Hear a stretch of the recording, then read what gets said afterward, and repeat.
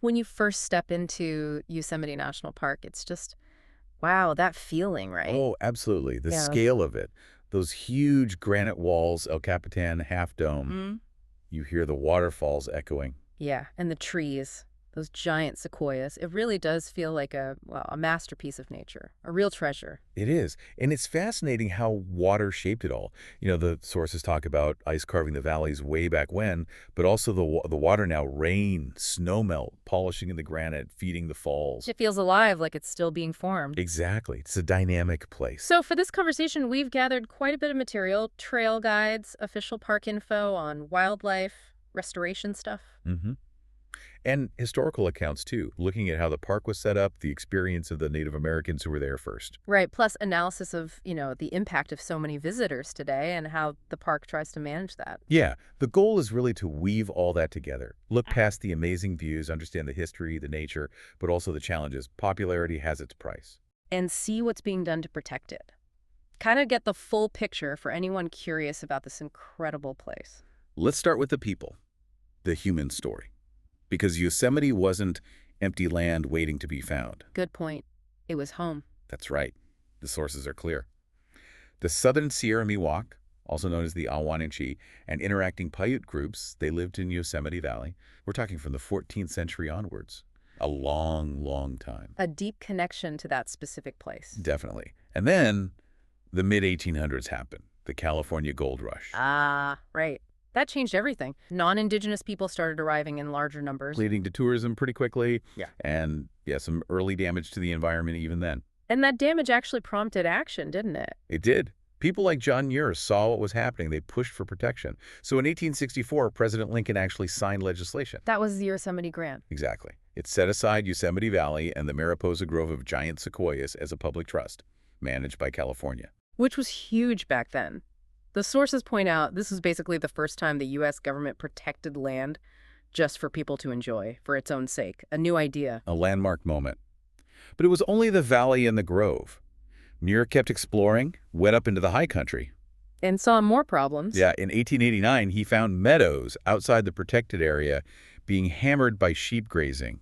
Destroyed, basically. So that spurred him on again. It did. He teamed up with Robert Underwood Johnson, and they lobbied hard for protection for the whole surrounding wilderness. Leading to the actual national park status. October 1st, 1890, Congress established Yosemite National Park, over 1,500 square miles, America's third national park.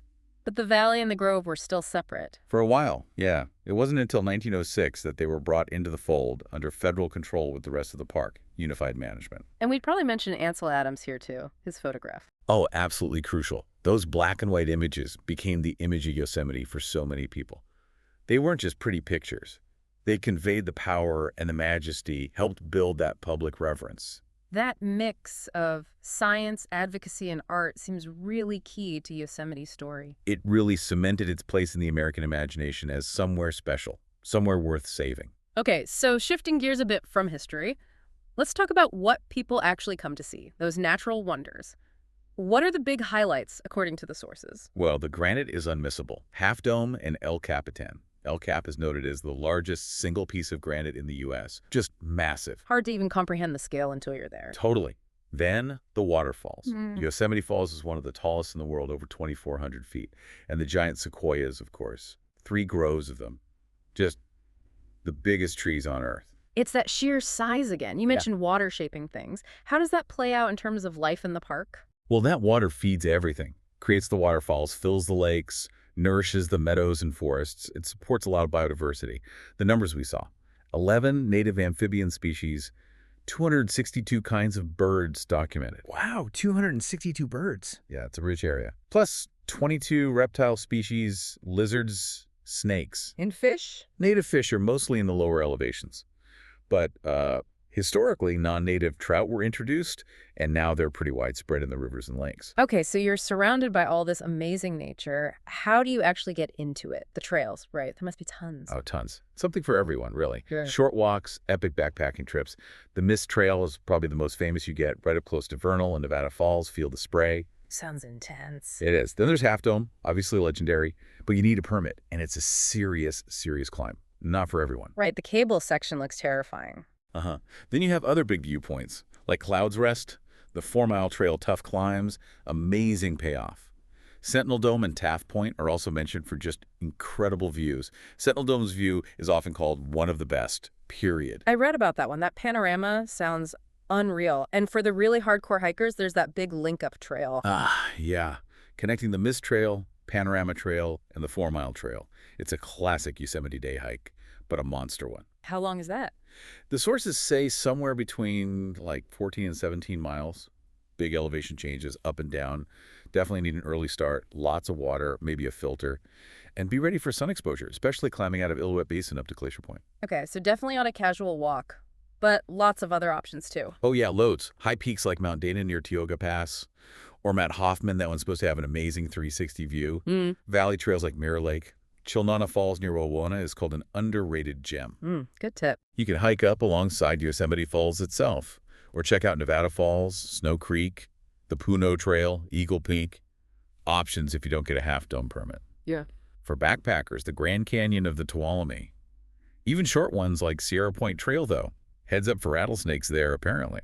Good to know. And Gaylor Lakes near Tioga Pass is supposed to be surreal right when the pass opens. Still snow around.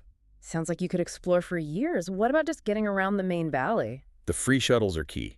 They help manage traffic and get you to trailheads. There used to be a tour bus to Glacier Point, which was handy for one-way hikes down, but that stopped a few years back. Ah, okay. And winter, can you hike then? Yeah, some areas are accessible, mostly lower elevations, but obviously conditions can be snowy and icy. Need to be prepared. Okay, so all this beauty, all these ways to explore, it leads directly to the big challenge, doesn't it? The sheer number of people. That's the core issue highlighted again and again. Millions of visitors every year. 3, 4, sometimes 5 million. Which leads to, what did the source call it? Greenlock. Yeah, basically traffic jams, but for people. Amusement park lines at entrances, campgrounds, trails, even bathrooms. One analysis pointed out something striking. Half of all visits to all national parks happen in just 5% of the parks. Yosemite is one of that 5%. So the pressure is incredibly concentrated. Exactly. And that has real environmental costs. Vegetation gets trampled, damaging habitats. Trails erode, which affects plants and water quality. Wildlife gets pressured, maybe becomes too used to people, leading to problems. It's just plain pollution, too. Litter, overflowing trash cans. Sometimes visitors just don't know the leave no trace basics. And then there's noise pollution, what the sources call antrophony. Human noise. Yeah. Voices, cars, generators. It disrupts the natural sounds, the biophony of animals and geophony of wind and water. And that noise can actually mess with animal behavior, like feeding or breeding. It feels like that level of crowding can also just diminish the experience you came for. Less solitude, less connection. That's a definite takeaway. It's harder to find that sense of wildness when you're shoulder to shoulder with hundreds of other people. The awe might still be there looking at El Cap, but the feeling changes. What drives these huge numbers? Is it just word of mouth? Well, things like national advertising campaigns encouraging park visits are mentioned as a factor. They're successful, people come, but maybe the infrastructure in the most popular spots hasn't kept pace. And solving it is tricky. Funding is always a thing, and there's that tension. Keep it accessible versus protect it. Even building more infrastructure. Right, like projects funded by the Great American Outdoors Act. They fix things, which is good, but making it easier to access crowded areas could potentially make the crowding worse. It's a paradox. And things like reservation systems face pushback.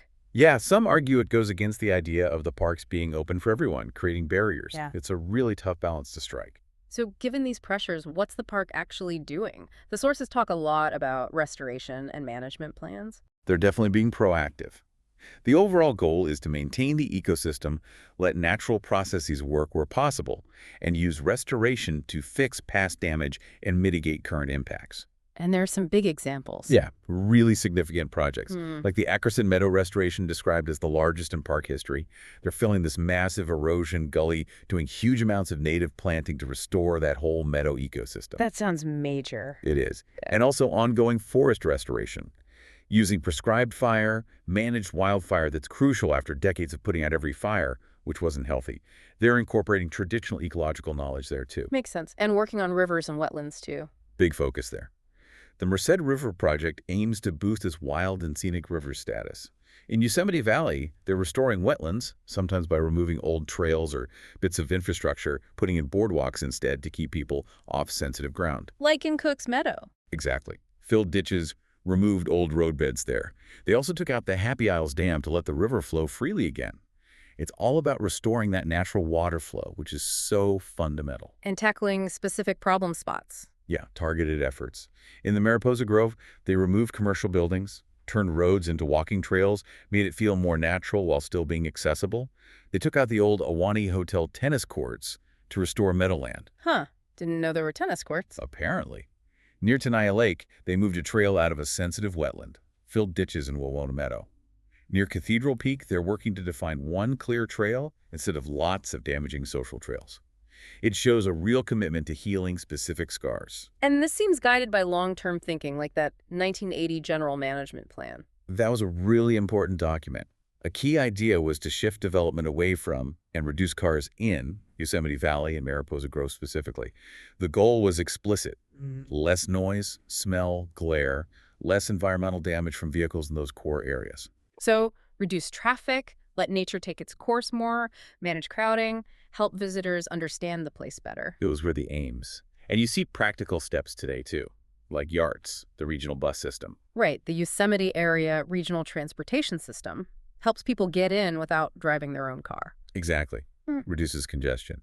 And things like the Zero Landfill Initiative, trying to recycle and compost as much waste as possible. The park also uses zoning, right? Different areas managed differently? Yeah, natural zones, environmental protection zones, cultural zones, development zones. It helps guide decisions based on how sensitive an area is and what the goals are for it. Ensures management fits the place. Now, looping back to the human story, we need to talk about a difficult, really complex part of the park's history. The Native American residents after the park was created. This is absolutely critical to understand, because unlike many other parks where Native people were forced out immediately, the sources say the Miwok and Paiute people living in Yosemite Valley were initially allowed to stay. And they became part of the early tourism scene. Yeah, they sold crafts, participated in staged events called Indian Field Days, worked as laborers for the park or the companies running hotels and things. But their traditional life was restricted. Increasingly so. Yeah. And they became economically dependent on tourism and park jobs. There's mention of a petition they sent to Congress back in the 1880s saying, look, our resources are being destroyed by all the new activity, we need support. But apparently they got no reply. And then later on, policies shifted towards removing them, sometimes described, as the sources note, as trying to purify the park view. Yeah, it's a disturbing aspect. Superintendent Thompson in the 1930s had a plan. He wanted the land their village was on for a clinic. So we had a new Indian village built, but it was clearly about control. They charged rent, didn't guarantee jobs. Making it hard to stay. Exactly. People often had to leave when they retired or lost their park job. The native population in the valley reportedly dropped by half just in the 1940s. And it got stricter later. A 1953 housing policy basically said only permanent government employees could live in the village. And the sources state that as families left, park officials deliberately destroyed their cabins to prevent others from moving in. Wow. Yeah, a gradual, persistent removal. By the 1960s, most of the cabins were gone. The last native employee mentioned in the material retired in 1996. There's also that story, that prophecy mentioned. Yeah, attributed to Bridgeport Tom, a Mono Paiute elder back in the 1930s. Yeah. He reportedly said the granite cliffs themselves would fall when the last of his people left the valley.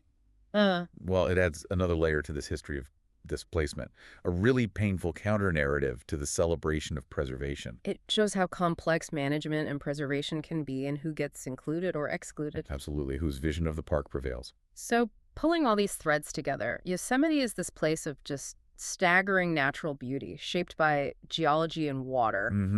With a deep human history, from the original inhabitants to the conservation battles. Now grappling with its own immense popularity, the impact of millions of visitors. And these constant ongoing efforts to manage that impact, restore damage, and figure out the future. It's where geology, ecology, human history, and modern challenges all kind of collide. It really is. The grandeur of the landscape meets these very human stories of conflict, displacement, stewardship, and difficult choices. Much more than just a beautiful park. It's a living story. A very complicated one still being written.